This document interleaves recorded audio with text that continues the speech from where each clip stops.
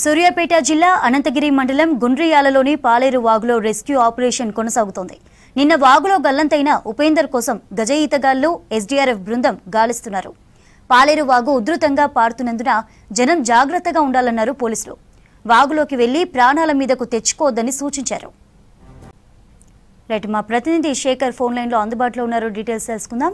పాలేరు చెరువులో వ్యక్తి మిస్సింగ్, అధికారుల రెస్క్యూకు సంబంధించిన డీటెయిల్స్ శేఖర్ అడిగి తెలుసుకుందాం.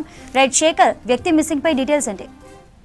Good morning Chandrika. సూర్యాపేట జిల్లా అనంతగిరి మండలం గుండ్రియాలలో పాలేరు వాగు ఉధృతంగా ప్రవహిస్తుంది. ఇందులో నిన్న సాయంత్రం ముగ్గురు యువకులు మధ్యమత్తులో ఉన్నారు. పాలేరు వాగు దాటేందుకు పందెం కాశారు. ముగ్గురు యువకులు ఒకేసారిగా పాలేరు వాగు ఈ చివరి నుంచి ఆ చివరికి దాటాలి అని చెప్పేసి పందెంలో వాళ్ళంతా కూడా ముందుగా అందులోకి దిగారు. ముగ్గురులో ఇద్దరు ఒడ్డు చేరారు. మరో యువకుడు ఉపేందర్ అనే యువకుడు ప్రస్తుతం నిన్న సాయంత్రం గల్లంతయ్యాడు. ఆ పాలేరు వాగు ఉధృతంగా ప్రవహించడం, మరోవైపు ఎక్కడ కూడా కనిపించకపోవడంతో నిన్న సాయంకాలం నుంచి కూడా స్థానికులు, పోలీసులు, అదేవిధంగా రెస్క్యూ టీం కూడా తనని గల్లంతైన యువకి కోసం వెతుకుతున్నారు. ఇప్పటి వరకు కూడా తనకు ఉపేందర్కు సంబంధించిన ఆనవాళ్ళు ఏం దొరకలేదు. మరోవైపు ఎస్డీఆర్ఎఫ్ టీం కూడా అనంతగిరి పోలీసులతో పాటు రెస్క్యూ ఆపరేషన్ అయితే ప్రస్తుతం నిర్వహిస్తున్నారు. తెల్లవారుజాము నుంచి మళ్ళీ స్టార్ట్ చేశారు. ఇప్పటి వరకు కూడా దాదాపు చుట్టుపక్కల 2 కిలోమీటర్ల వరకు కూడా వెతుకుతూ ఉన్నారు. కానీ ఉపేందర్కు